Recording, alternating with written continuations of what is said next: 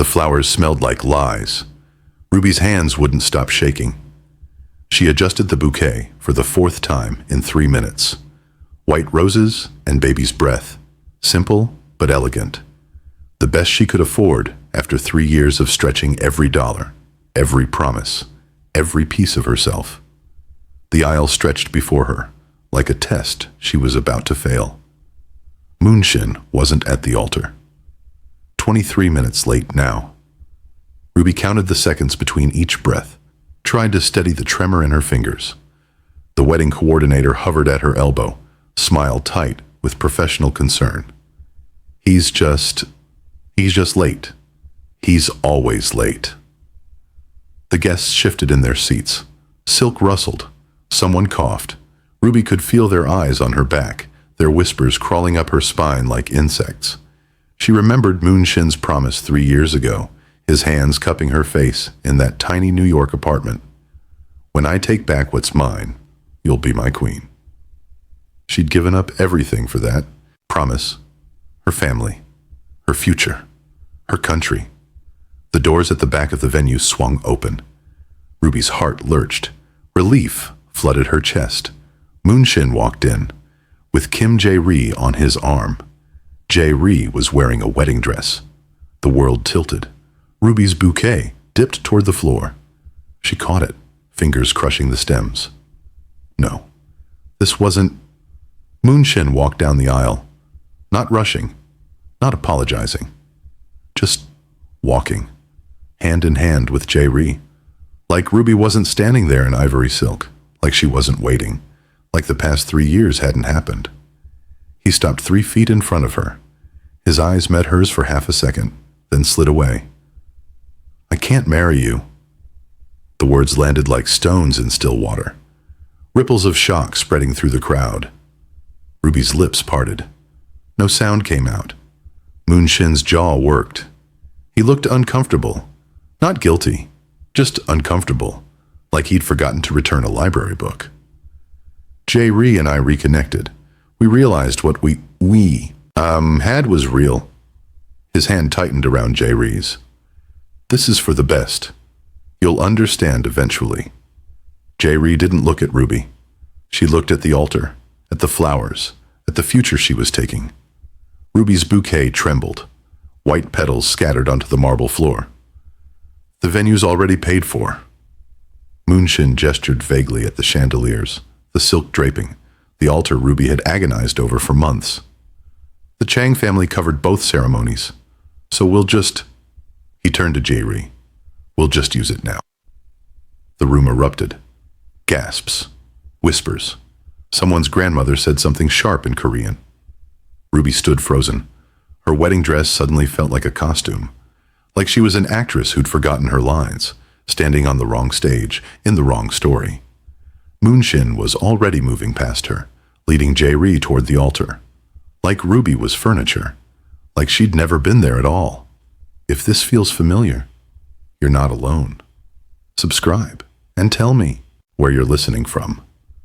Her bouquet slipped from her fingers, hit the floor. Roses scattered. That's enough. The voice came from the back of the room. Low, sharp, cutting through the chaos like a blade. Every head turned. Chung Hyun-woo stood in the doorway. Ruby had only seen him once before, at a tense family dinner 2 months ago where he'd barely spoken. Moonshin's cousin, the one he never talked about, the one who'd exiled him. Hyun-woo walked down the aisle. His steps were measured, precise. His suit was perfectly tailored. His face was unreadable. He stopped beside Ruby. She could smell his cologne, feel the heat of him standing too close. He looked at Moonshin. The venue was bought by the Chang family, for both sons to use. His voice was even, emotionless. Moonshin is using his half. Hyun-woo turned to the officiant. I'll use mine. Silence. Moonshin's face went pale. Hyung, this is...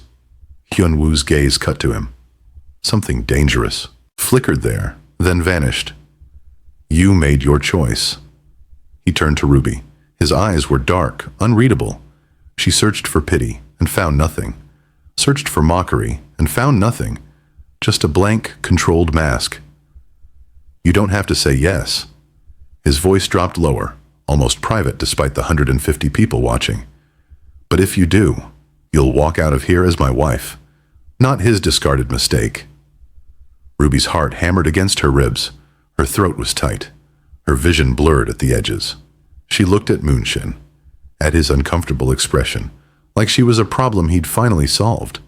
Then at Jae-ree's cold, satisfied smile, at the future she'd destroyed herself to build, crumbling like ash. She looked at Hyunwoo, at this stranger offering her an escape she didn't understand. Her voice came out hoarse. Yes. The ceremony passed in a blur. Ruby's lips moved. She repeated words. Her hand was ice cold when Hyunwoo slipped a ring onto her finger, plain gold, pulled from his own pinky. She didn't hear the officiant pronounce them, married. She only heard the whispers, the scandalized gasps, Moonshin's sharp exhale. Hyunwoo took her hand. His grip was firm, impersonal. He led her back down the aisle, through the crowd, past Moonshin's stricken face, past Jae-ree's open mouth. The doors closed behind them. The car was waiting. Black, expensive, silent. Hyunwoo opened the door. Ruby climbed in, her wedding dress bunching around her legs. He got in beside her, closed the door. The driver pulled away from the curb. Ruby stared out the window. Seoul blurred past. Her hands lay in her lap like dead things. Hyunwoo didn't speak, didn't look at her. Ruby's bouquet was still on the floor of the venue, crushed under someone's heel by now. Her throat burned, her chest ached, but she didn't cry.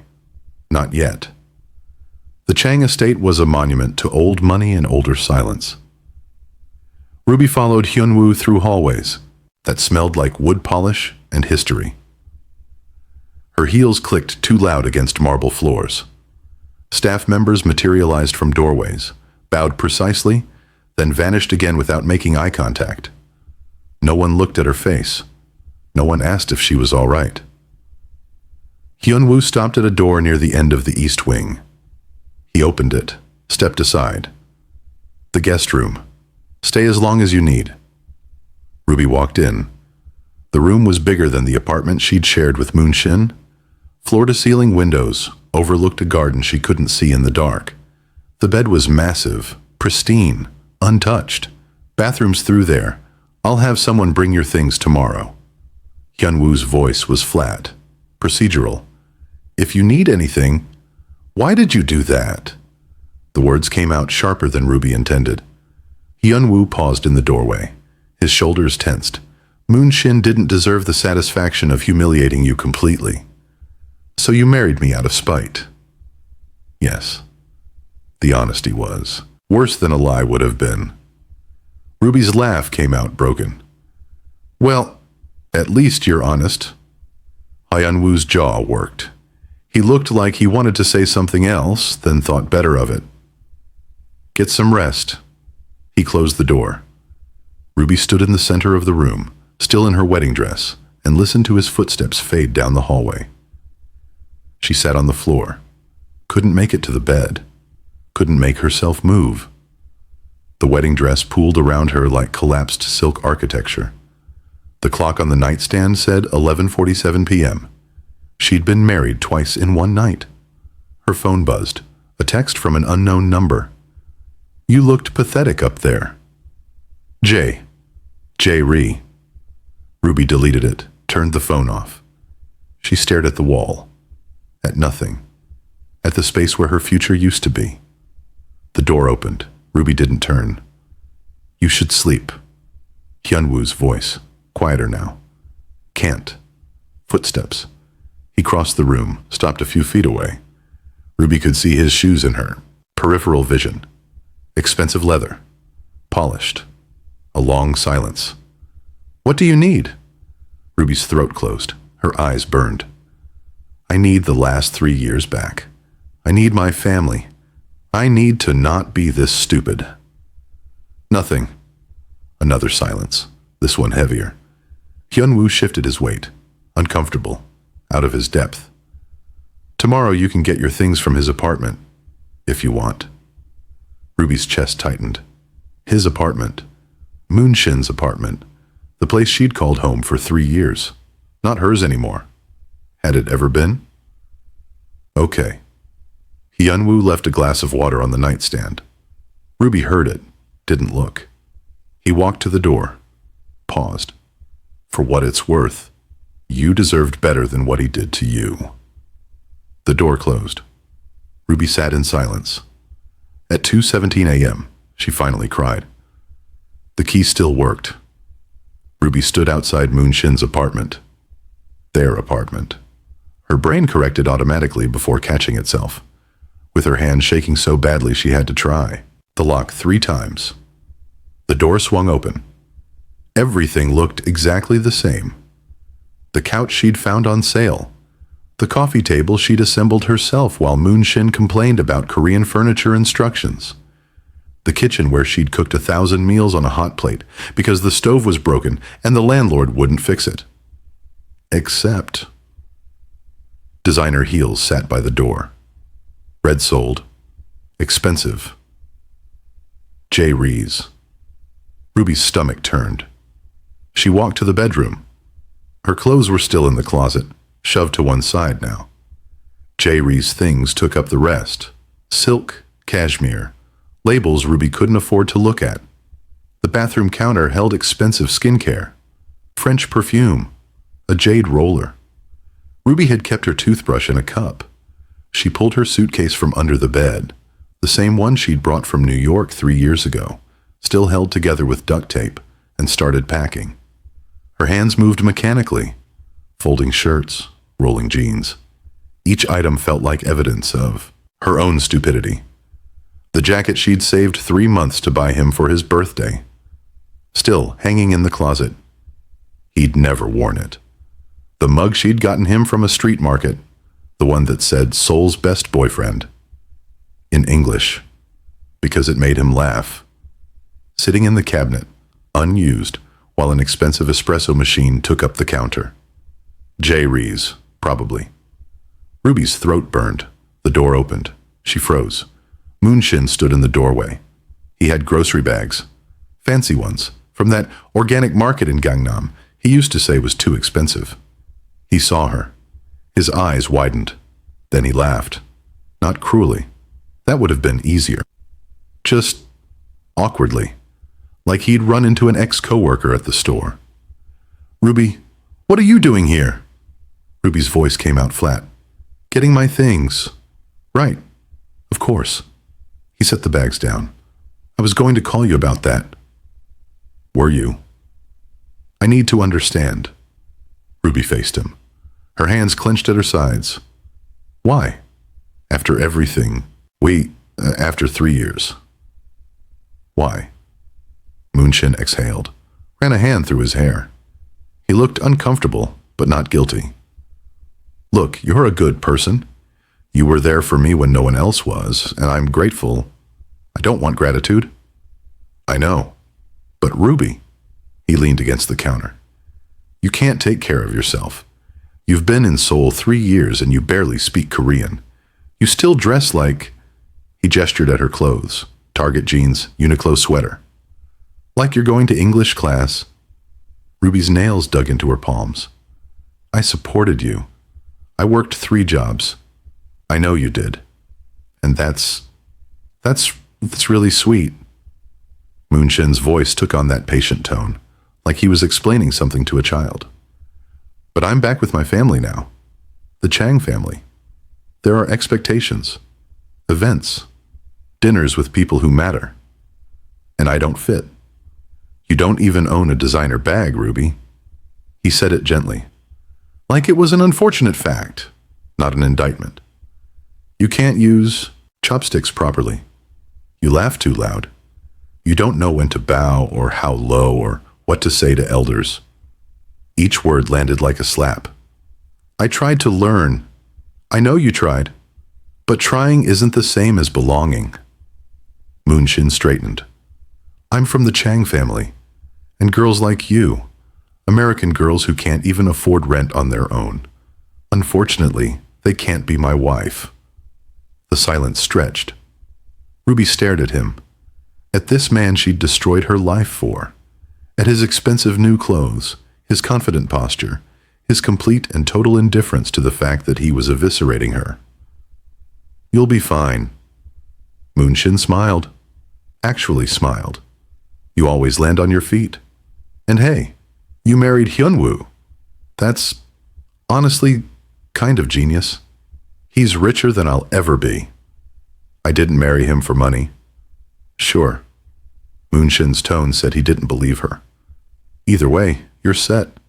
So it all worked out." He picked up his grocery bags. "I'm meeting Jae-ri for dinner, so if you could just finish up in the next hour? The code's being changed tonight." He walked to the door. Stopped. "For what it's worth, I really did care about you. You just weren't the right fit." The door closed. Ruby stood in the apartment she'd cleaned and organized and made into a home, surrounded by 3 years of her own stupidity, and felt something crack open in her chest. She walked back to the Chang estate in a daze. The Seoul streets blurred past. Tourists took photos. Couples held hands. The world kept spinning while Ruby carried everything she owned in a taped-together suitcase. She made it to the guest room, closed the door, set the suitcase down, and collapsed. The sobs came from somewhere deep and animal. Her chest heaved, her throat burned. She couldn't breathe, couldn't think, couldn't. The door opened. Ruby didn't look up. Footsteps crossed the room. Stopped. Hyunwoo's voice, carefully blank. "What happened?" Ruby couldn't answer. Couldn't form words around the howling in her chest. She heard him exhale, heard him shift his weight. Then he knelt beside her on the floor. "Tell me what happened." Ruby's sobs had turned to hiccups by the time Hyunwoo spoke again. "I don't know how to deal with this." His voice was tight, controlled, like he was restraining something. Ruby looked up. Her eyes were swollen, her face blotchy. She finally told him all Moonshin said. Hyunwoo knelt 3 feet away, hands braced on his thighs, jaw working. He looked profoundly uncomfortable. "I don't do emotions. I don't comfort people. But I'll tell you what I can do." Ruby wiped her face with her sleeve. Waited. Hyunwoo's eyes met hers.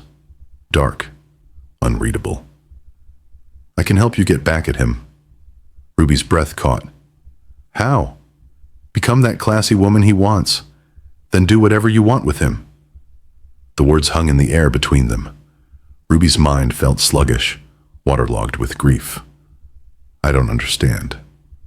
Moonshin said, "You don't belong in his world, that you can't carry yourself at events, that you don't know how to fit."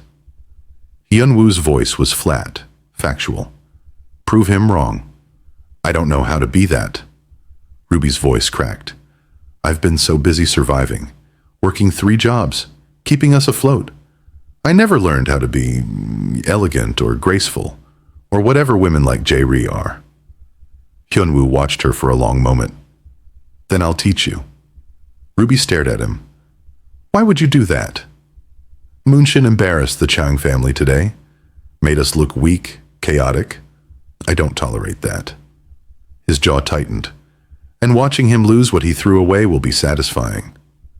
"So this is revenge," she said. Yes. At least he was honest. Ruby pushed herself up to sitting. Her wedding dress was wrinkled, stained with tears. "What do you get out of this?" "I already told you." "No. What do you really get?" Ruby's voice steadied. "You don't seem like someone who does things out of spite alone." Hyunwoo's expression didn't change, but something flickered in his eyes.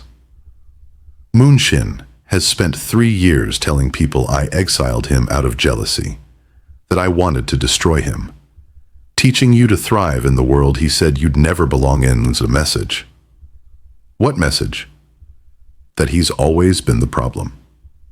Ruby's chest tightened. There was something raw underneath Hyunwoo's control, something old and unhealed. "What happens after?" she asked. "After I become this person. After I prove whatever we're proving." We go our separate ways. Hyunwoo stood, brushed off his pants. I married you despite Moonshin. You become who you need to be. Then we end this. Ruby's throat felt tight. How long do I have? 4 months. The Chang family holiday gathering. Hyunwoo extended his hand to help her up. Grandmother will choose the next family matriarch then. The candidates will be tested. You'll be one of them. Ruby took his hand. His grip was warm, impersonal. She let out a low chuckle. I'll definitely fail. Not if I teach you. He released her hand. But you have to commit. No half measures. You do exactly what I tell you, when I tell you. Ruby looked down at herself. At the ruined wedding dress, the mascara stains, the woman who'd let herself be discarded like trash. Moonshin's voice echoed in her mind. Girls like you can't be my wife. Something hard and bright formed in her chest. Okay. You're sure? Ruby met Hyunwoo's eyes. I have nothing left to lose? Hyunwoo nodded once. We start tomorrow. 6 a.m. Wear comfortable shoes. He walked to the door, stopped with his hand on the frame. One more thing. What?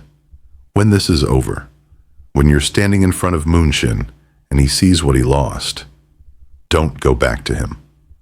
Hyunwoo's voice was quiet, but there was steel underneath. No matter what he says, no matter what he offers, you're worth more than being someone's second choice. The door closed. Ruby stood alone in the guest room, still in her ruined wedding dress, and felt something shift inside her. She wasn't sure if it was hope or rage, maybe both. She whispered to the empty room, 4 months to become someone else. Hyunwoo took Ruby shopping on a Tuesday. She stood outside a boutique in Cheongdam-dong, staring at the window displays. Price tags weren't visible. That's how she knew she couldn't afford anything inside. You're hesitating. Hyunwoo stood beside her, hands in his pockets. His tone was neutral. I can't. You're not paying. He pulled out a black card, held it toward her. Buy what fits, not what's cheapest. Ruby's fingers hovered over the card.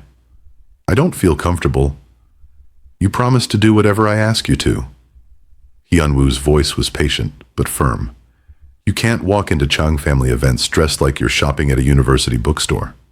Take the card. Ruby took it. The weight felt wrong in her hand. Inside, sales. Assistants materialized like perfumed ghosts.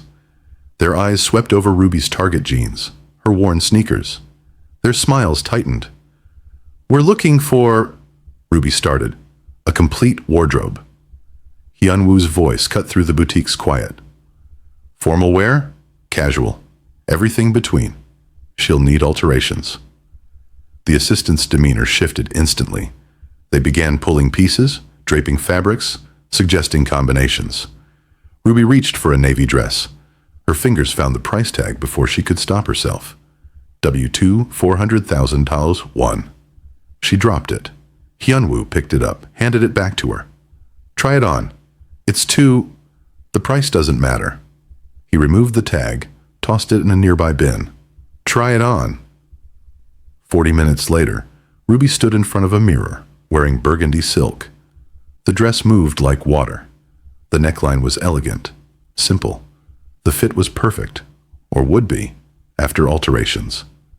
She looked like someone else, someone who belonged in places she'd never been invited. She stepped out of the dressing room. Hyunwoo was scrolling through his phone. He looked up. His gaze held for half a second longer than necessary. That one, he said, and the navy, and the black with the... He gestured vaguely at the neckline.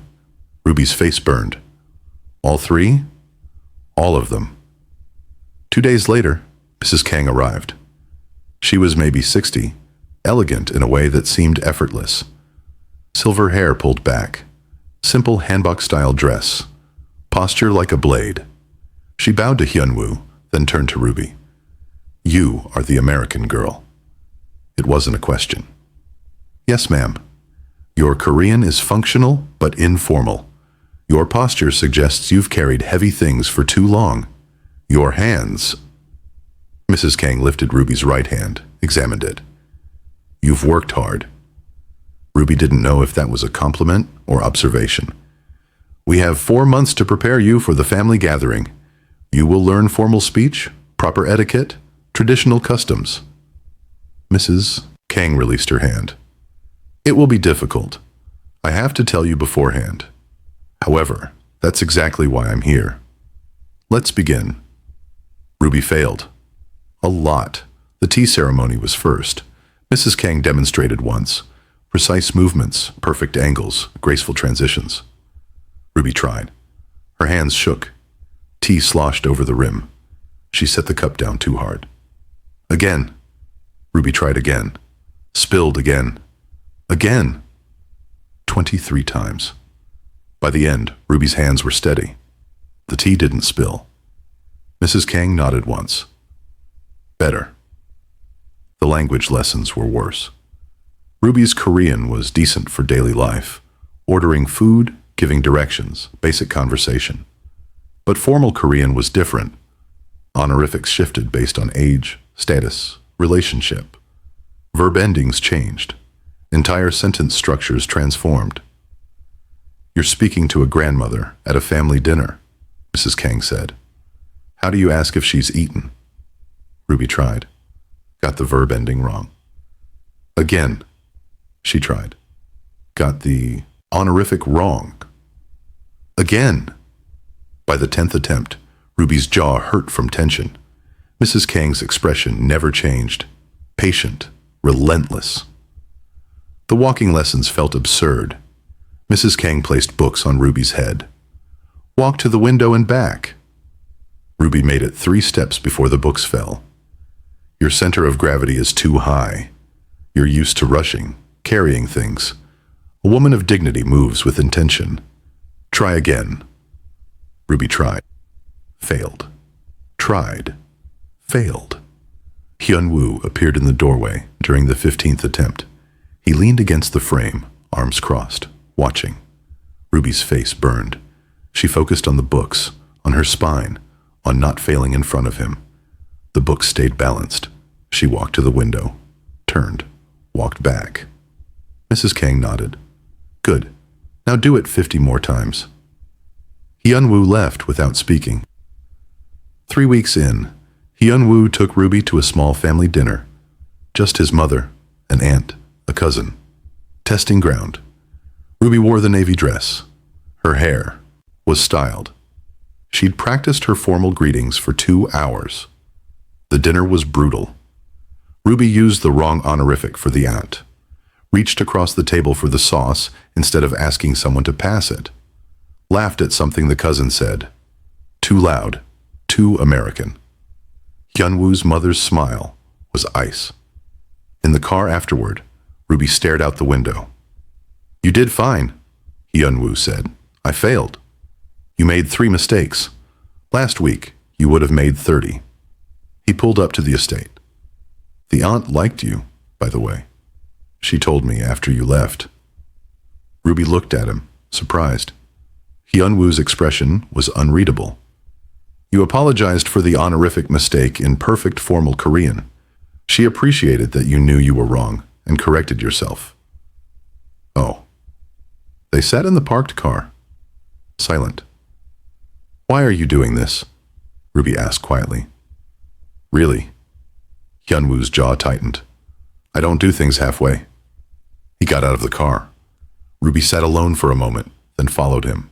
Inside, that night, Ruby practiced her bow in the empty dining room. Over and over until her back ached. From the hallway, Hyun-woo watched through the half-open door. He didn't announce himself. After a while, he walked away. Week 6. Ruby found Hyun-woo on the balcony at 3 in the morning. She couldn't sleep. Too many Korean phrases cycling through her brain. Too many rules about bowing angles and tea temperatures, and which honorific to use for second cousins twice removed. She'd come downstairs for water.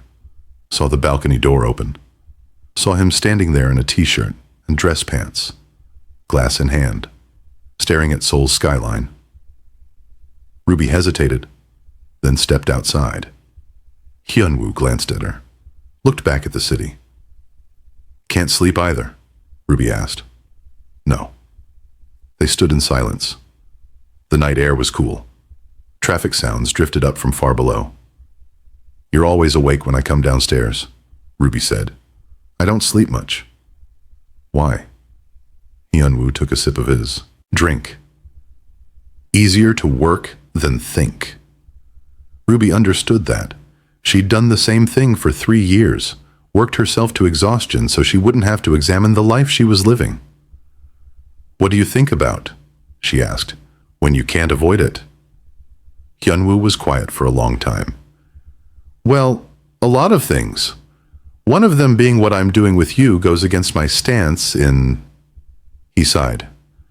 "I don't understand," Ruby said, her brows furrowed in confusion. "My parents had the worst marriage I've ever seen." Hyunwoo continued, his voice flat and factual. "They stayed together for status, for the family name. Every dinner was a performance. Every conversation was warfare." Ruby waited. "My mother smiled at charity events while my father controlled every aspect of her life. He smiled at business dinners while she undermined him to anyone who'd listen." Hyunwoo's grip tightened on his glass. "They taught me that marriage was a trap, that love made you weak, that emotion was a liability."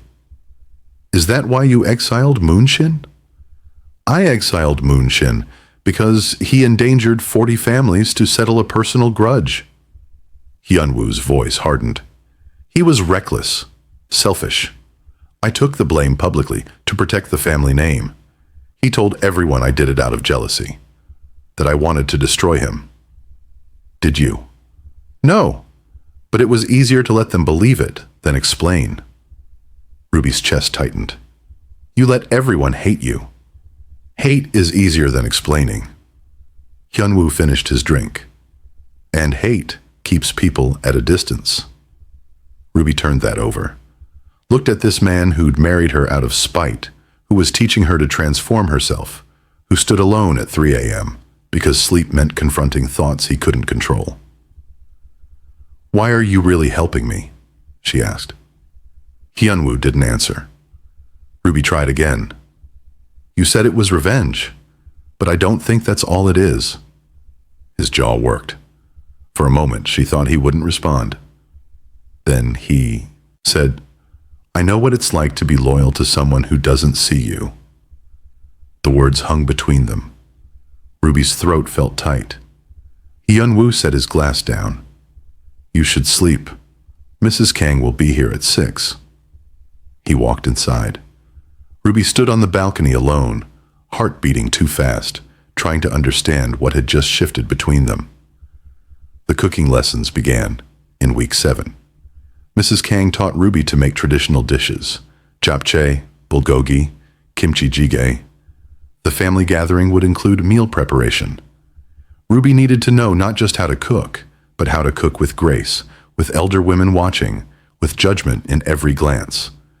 Ruby burned the rice twice, cut the vegetables unevenly, added too much gochugaru to the kimchi. Mrs. Kang corrected her patiently. Again, again, again. That evening, Hyunwoo appeared in the kitchen doorway. "Mrs. Kang said you made bulgogi today." Ruby's stomach dropped.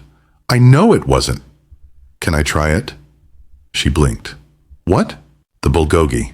Can I try it?" Ruby's hands trembled slightly as she plated a small portion, handed it to him. Hyunwoo took a bite, chewed slowly. His expression revealed nothing.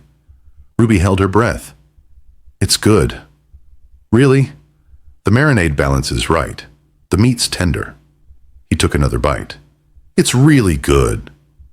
Ruby's chest felt strange, warm. "Thank you." Hyunwoo handed the plate back. Their fingers brushed. He pulled away quickly. "Keep practicing." Then he left. Ruby stood in the kitchen, staring at the empty doorway, trying to understand why her heart was racing. Week 8. Ruby made a joke during formal speech practice. Mrs. Kang had been drilling her on honorifics for 2 hours. Ruby's brain felt like mush. So if I'm speaking to Hyunwoo's grandmother's sister's daughter, you would use, I would use, please, don't make me do math. Honorifics. Mrs. Kang's lips twitched. From the doorway, Hyunwoo made a sound. Ruby looked up. He was almost smiling. Just the corner of his mouth lifting, barely visible, gone in a second. But she saw it, and something in her chest cracked open. That night, Ruby lay in bed, staring at the ceiling. She was starting to notice things. The way Hyunwoo took his coffee, the books on his desk, military history, philosophy, one battered poetry collection, the way his jaw tightened when his mother called, the careful distance he maintained, like he was afraid of what might happen if he got too close. She was starting to care. Ruby rolled over, pressed her face into the pillow. You can't. This is temporary. He said it himself. When this is over, you go your separate ways. But her heart didn't seem to care about logic. Down the hall, Hyunwoo poured another drink and told himself he was just keeping his word. That teaching her, watching her transform, seeing her smile when she finally got the tea ceremony right, none of it meant anything. He was a very good liar, except to himself. The Chang family business dinner was scheduled for 8 p.m. at a restaurant in Gangnam that didn't have prices on the menu. Ruby spent 2 hours getting ready. The burgundy dress hung perfectly now, after alterations. Her hair was styled in a low chignon, elegant, controlled. Mrs. Kang had taught her how. Her makeup was subtle but polished. Diamond studs Hyunwoo had given her without explanation caught the light. She practiced her formal greetings in the mirror, checked her posture, steadied her breathing. Hyunwoo knocked once, then entered. He stopped. His gaze traveled from her face, to her dress, to her shoes and back. Something flickered in his expression. Surprise, maybe, or something else. You look appropriate. Ruby's stomach dropped. Just appropriate? For a Chang family dinner. Yes. His tone was neutral, but his eyes held hers a beat too long. Ready? No, she said. Good. Fear keeps you sharp. The restaurant was all dark. Wood and soft lighting and conversations conducted in murmurs. Ruby walked beside Hyunwoo, her hand resting lightly on his arm. He told her that morning, "At these events, we're married. Act like it." She felt every eye on them as they entered the private dining room. Hyunwoo's mother sat at the head of the table. An uncle, 2 cousins, and Moonshin, with Jae-ri beside him. Moonshin's eyes swept past Ruby, then snapped back. His fork paused halfway to his mouth. Jae-ri followed his gaze. Her smile tightened. Ruby's heart hammered, but she kept her face serene. Bowed to the elders, used perfect formal Korean to greet each person. Hyunwoo pulled out her chair. She sat with her spine straight, hands folded in her lap. Moonshin was still staring. Ruby? His voice cracked slightly. You look different? Jae-ri's tone was sharp honey. Very different. Ruby met Jae-ri's eyes, smiled politely, and said nothing. Hyunwoo's hand settled on the back of Ruby's chair, a subtle claim. The meal was torture. Not because Ruby struggled. She didn't. She navigated every course flawlessly, used the correct utensils, spoke only when spoken to, in perfect formal Korean, laughed softly at appropriate moments. The torture was Moonshin's attention. He watched her like he was trying to solve an equation. His gaze tracked her movements, her words, the way she touched Hyunwoo's arm when she asked him to pass the sauce. Jae-ri noticed. Her jaw tightened with every glance. One of the uncles asked Ruby a question in rapid Korean, testing her. Ruby answered smoothly, including the proper honorifics, deferring to his knowledge while still expressing her point clearly. The uncle nodded, impressed. Hyunwoo's hand was still on the back of her chair. His thumb brushed her shoulder blade once. Brief, probably unconscious. Ruby's skin burned where he'd touched. After dinner, the men moved to the bar for whiskey. The women went to the lounge for tea. Moonshin appeared at Ruby's elbow before she could follow the others. "Can we talk?" Ruby's pulse spiked. She glanced at Hyunwoo across the room. His expression was unreadable, but his posture had shifted, alert. Briefly. Moonshin led her to a quieter corner. Jae-ri watched from the lounge doorway, arms crossed. "You look incredible," Moonshin said. "I mean, really incredible. What happened?" Ruby kept her voice level. "I learned what I needed to learn. In 2 months? 8 weeks?" Ruby met his eyes. "Turns out I'm capable of more than you thought." Moonshin laughed, nervous, not amused. "I wasn't wrong about you. I didn't realize you could become this." He gestured at her. "This version. What do you want, Moonshin?" He stepped closer. "I think I made a mistake." Ruby's chest tightened, not with hope, with disgust. "You didn't make a mistake. You made a choice." I was confused. Jae-ri and we have history. But he ran a hand through his hair. "Seeing you tonight, you're everything everything you said I could never be?" Moonshin flinched. Ruby's voice stayed calm, cold. "I'm exactly the same person I was 2 months ago. I just learned how to dress properly and use chopsticks. That's all that changed." "That's not..." "It is." Ruby stepped back. "You threw me away because I wasn't polished enough. Now that someone else made me shiny, you want me back. That's not love. That's just ego." Ruby..." Hyunwoo appeared beside her. He didn't touch her, didn't speak, just stood there, silent presence heavy with warning. Moonshin's face flushed. "Hyung, we're just talking. The car's waiting." Hyunwoo's voice was flat. He offered Ruby his arm. She took it. They walked away. Ruby didn't look back. In the car, silence stretched between them. Hyunwoo stared out the window, jaw tight. "Thank you," Ruby said quietly. "For..." "What did he say to you?" He cut in. The question was sharp. Ruby blinked. "He said he thought he made a mistake." Hyunwoo's hands clenched. "And? And I told him he made a choice." The tension in Hyunwoo's shoulders didn't ease. Ruby studied his profile, the muscle jumping in his jaw, the careful distance he was maintaining, even though they were alone. "Are you all right?"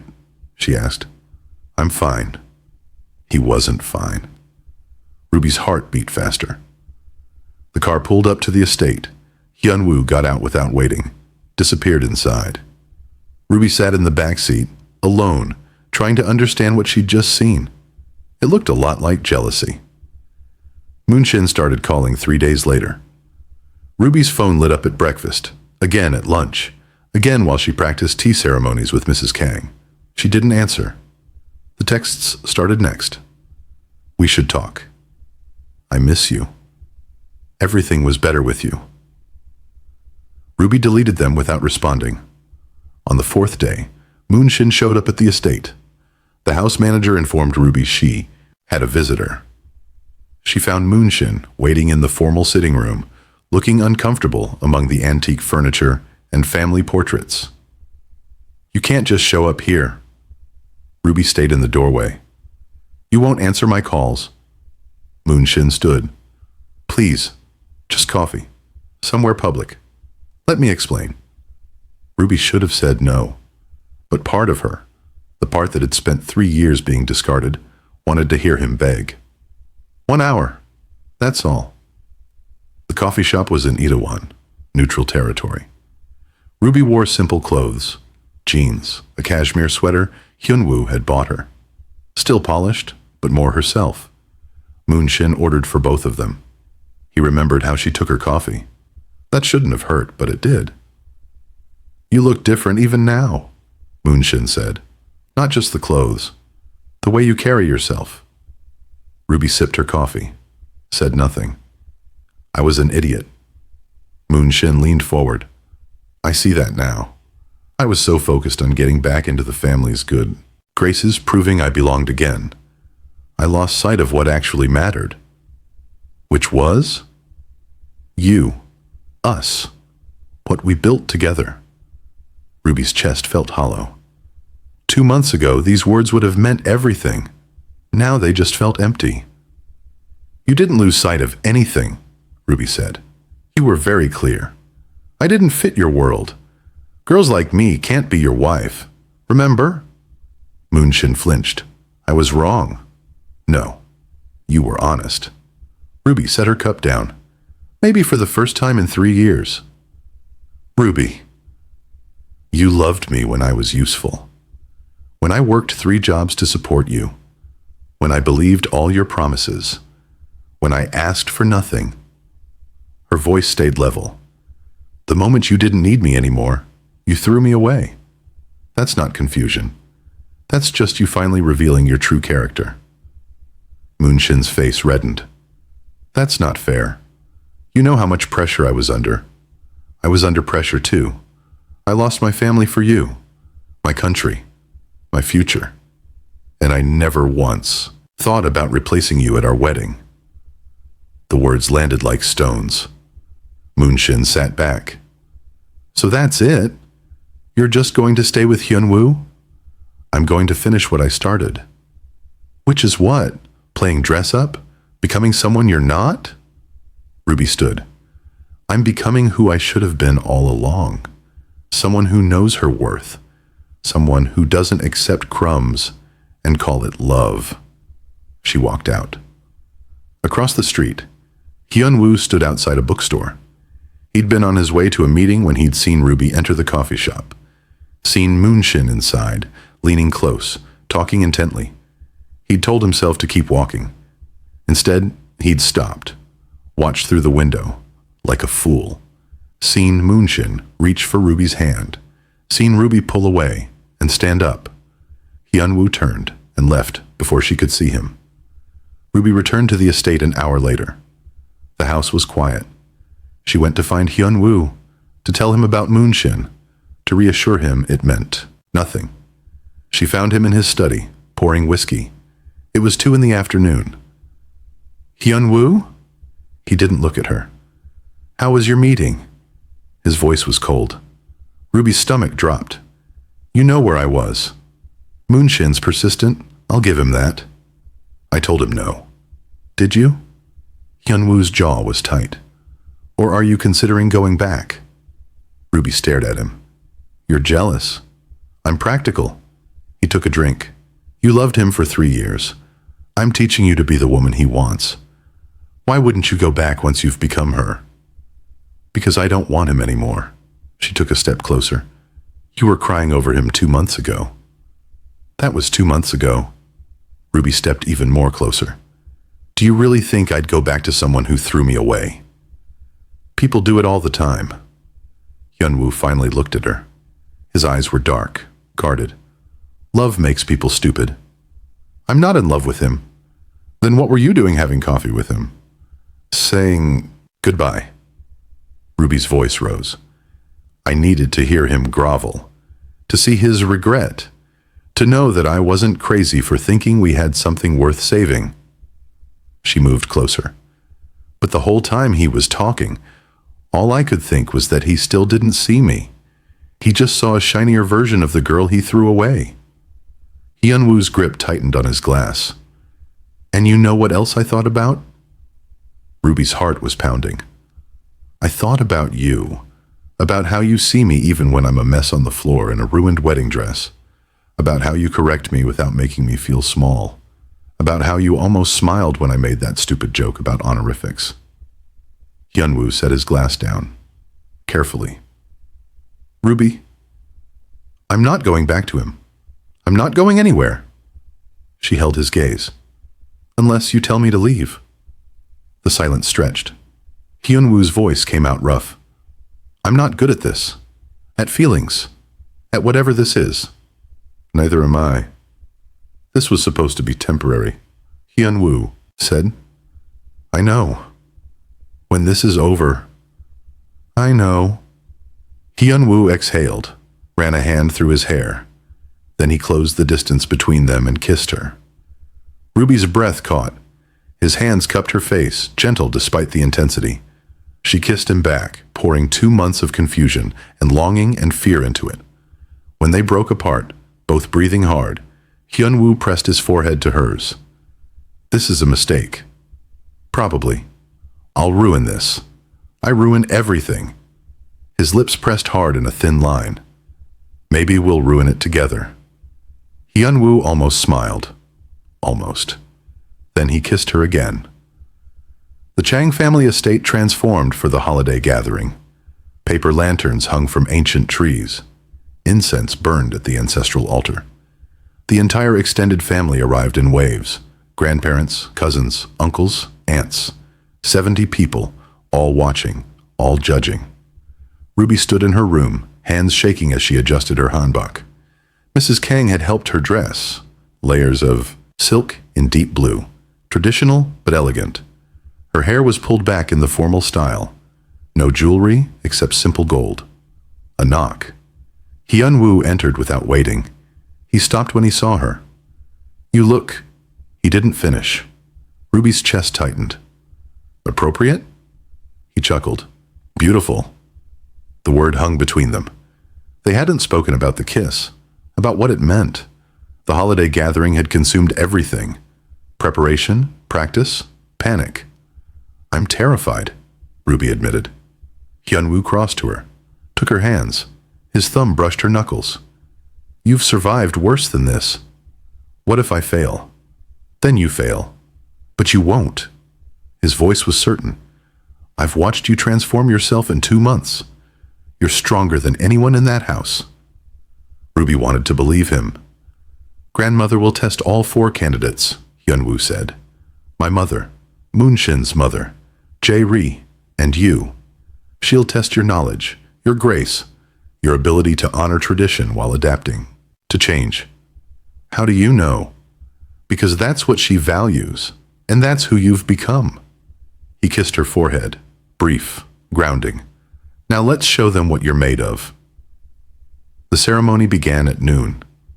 Grandmother Chung sat at the head of the formal room, 83 years old and sharper than most of the family combined. Her eyes missed nothing. The 4 candidates knelt before her. Hyun-woo's mother looked regal, cold. Moon-shin's mother looked bitter, calculating. Jae-ri looked perfect, polished, practiced, confident. Ruby's hands trembled in her lap. "We honor our ancestors," Grandmother Chung said in Korean, her voice clear despite her age. "We honor tradition, and we honor the women who will carry this family forward." She surveyed the 4 of them. "You will be tested. Only one will be chosen." Test 1, the tea ceremony. Jae-ri went first. Her movements were flawless, practiced since childhood. Each gesture precise, each angle perfect.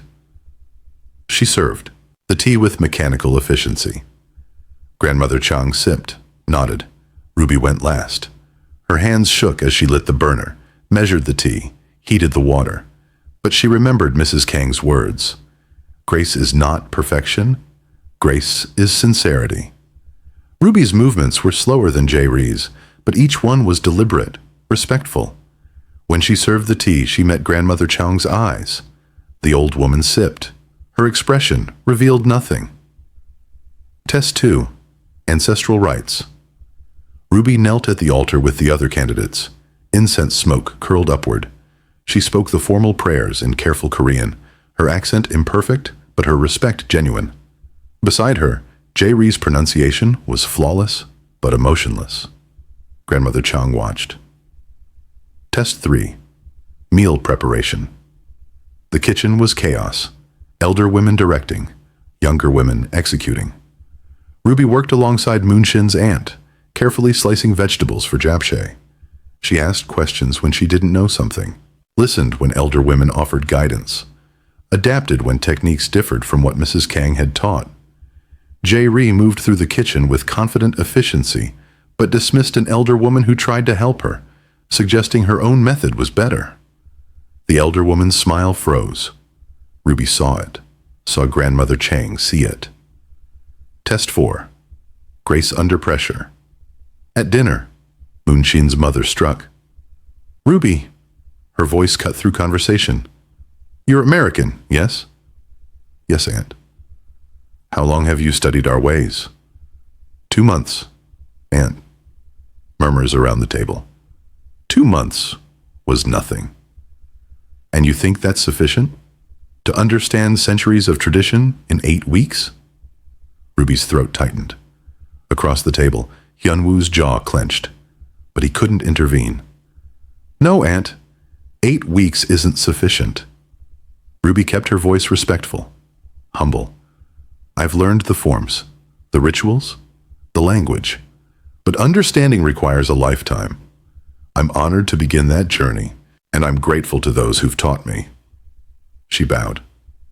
Moonshin's mother's eyes narrowed, but Grandmother Chang's expression softened. Test 5. The breaking point. In the kitchen, preparing tea for the elders, Jae-ri snapped.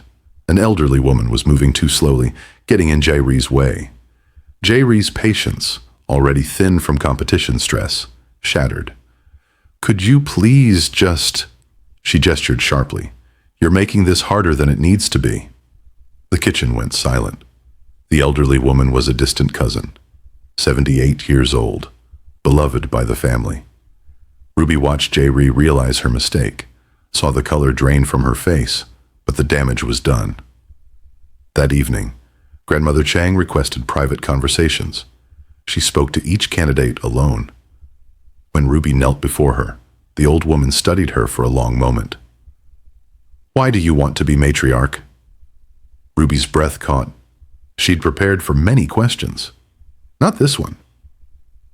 She decided on honesty. "I don't know if I do, Grandmother." Ruby met her eyes. 2 months ago, I came here broken. I wanted to prove something to someone who'd thrown me away. I wanted to show I could be the woman he said I'd never be. And now? Now I realize I'm not doing this for him, or for revenge, or even for Hyunwoo. Ruby's voice steadied. I'm doing it to prove to myself that I belong somewhere, that I'm capable of more than I believed, that I'm worth choosing. Grandmother Chang's expression was unreadable. You speak our language with an accent. You bow with a foreign stiffness. Your tea ceremony will never be as perfect as someone raised in this tradition. Ruby's chest tightened. But you listen. You adapt. You honor what you don't yet understand. The old woman leaned forward. That is more valuable than perfection. The announcement came during the final dinner. Grandmother Chang stood. The room fell silent. I have made my decision. The next matriarch of the Changi family will be... She paused. Ruby! The room erupted. Moonshin's face drained of color. His mother looked murderous. Jae-ri's mask finally cracked, rage and humiliation flooding her features. Hyunwoo's expression was unreadable, but his eyes found Ruby's across the room. Ruby stood, her legs shook. Then she spoke. I'm honored, Grandmother. Truly. But I can't accept.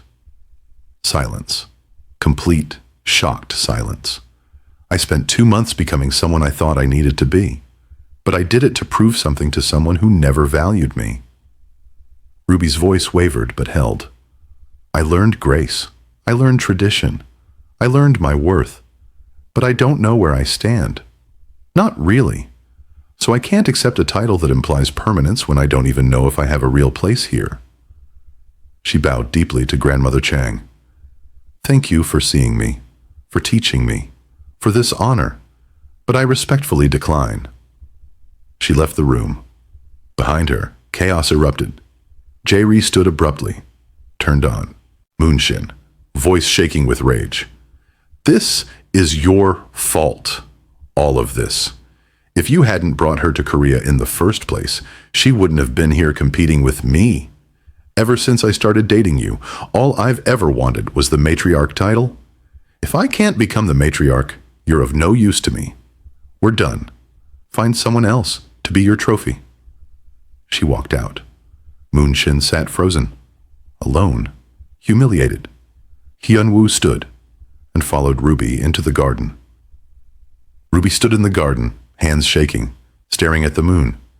She just walked away from everything she'd worked for, from the title that would have proven Moonshin wrong, from the validation she'd spent 2 months earning, and she felt lighter than she had in years. Footsteps on the stone path behind her. She didn't turn. She knew his walk, measured, deliberate, controlled. Hyunwoo stopped beside her, silent. They stood together, listening to the distant chaos from the house. Raised voices. Grandmother. Chang's sharp tone cutting through the noise. "That was brave," Hyunwoo said finally. "Or stupid. I haven't decided which." Ruby laughed, shaky but real. "Probably both." "Why did you do it?" Ruby turned to face him. "Because I realized something while I was kneeling there, listening to Grandmother Chang praise me. I was waiting for you to look proud, to look pleased, to look like this mattered." Her throat tightened. "And I realized I've been falling in love with you for weeks, maybe longer. And I couldn't accept a title that meant staying here permanently when I didn't know if you..." She stopped. "If you felt anything at all."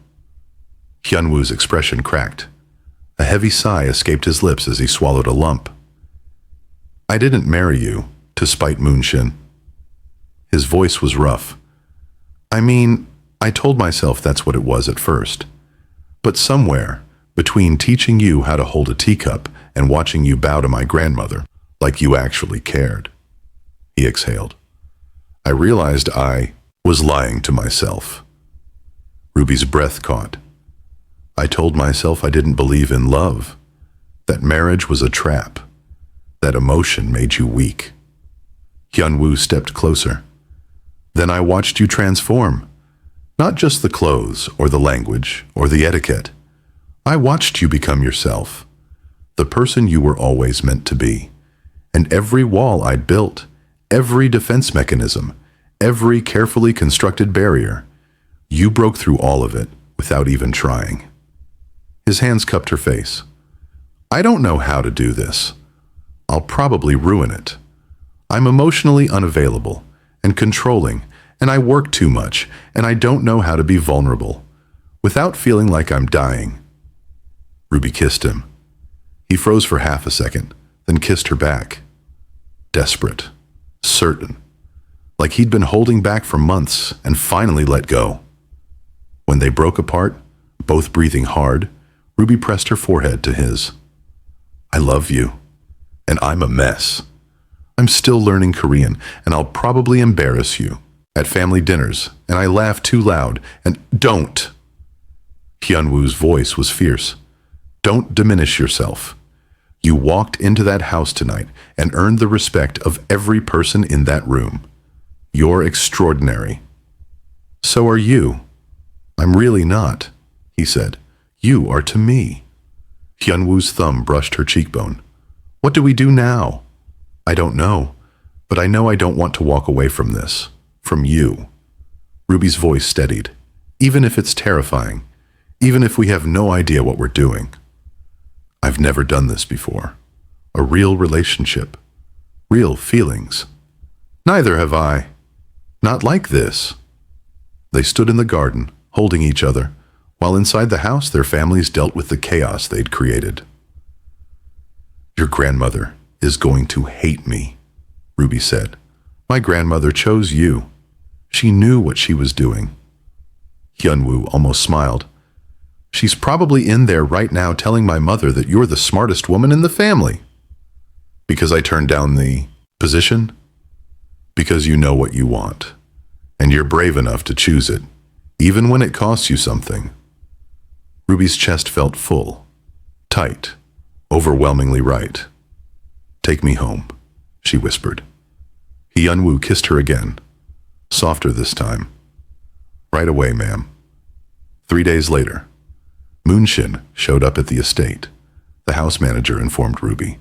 She found him in the formal sitting room, looking haggard, dark circles under his eyes, wrinkled shirt. Jae-ri had left him the night of the gathering, publicly, brutally. "Ruby," he stood when she entered. "Thank you for seeing me. You have 5 minutes." Moonshin flinched. "I deserve that." He ran a hand through his hair. "I came to apologize. Really apologize. Not the half-hearted garbage I said at the coffee shop." Ruby waited. "I threw away the best thing that ever happened to me because I was ashamed. Not of you. Of myself. Of being exiled. Of failing." His voice cracked. "You stayed when everyone else left. You worked yourself to exhaustion to keep us afloat. And the moment I didn't need you anymore, I discarded you like you were nothing." "Yes, you did. I see that now. I see you now. And I'm begging—" Moonshin's voice broke. "Please, give me another chance. I'll do better. I'll be better. I'll spend the rest of my life proving—" "No." The word was gentle, but final. Moonshin's face crumpled. "Ruby, I don't love you anymore." Ruby's voice was calm, clear. "I thought I did. I thought I'd always love you, even after what you did. But love isn't about enduring mistreatment. It's not about proving your worth. It's about being chosen freely, being seen completely, being valued for who you are, not who you could become." "Hyunwoo did that?" "Yes. He's not—" Moonshin stopped himself. "He's not what? Good enough for me? Emotional enough? Available enough?" Ruby smiled sadly. "He's exactly what I need. Someone who sees me, who challenges me to become better, while loving me exactly as I am, who doesn't make me shrink myself to fit."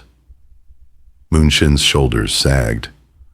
"I hope you find that someday," Ruby said. "With someone who isn't me. Someone you value before they have to prove they're valuable. Someone you choose before they transform themselves." She walked to the door. Stopped. "And Moonshin? Next time someone loves you enough to give up everything, don't throw them away because they're not polished enough. You might not get another chance." She left him there. Hyunwoo was waiting in the hallway. He'd heard everything. Ruby knew from the set of his shoulders. "You okay?" he asked. "Yeah, I am." Ruby took his hand. "It's really over. All of it." "Good." Hyunwoo pulled her close. "Because I need to tell you something." "What?" "I called your mother." Ruby froze. "You what?" "You mentioned once that she disowned you, that you haven't spoken in 3 years. So I found her contact information and I called her." Hyunwoo's voice was careful. "I told her you were safe, that you were happy, that if she wanted to talk to you, I'd make sure you were supported through that conversation." Ruby's eyes filled with tears. "What did she say?" "She wants to talk. If you're ready." He cupped her face. "You don't have to.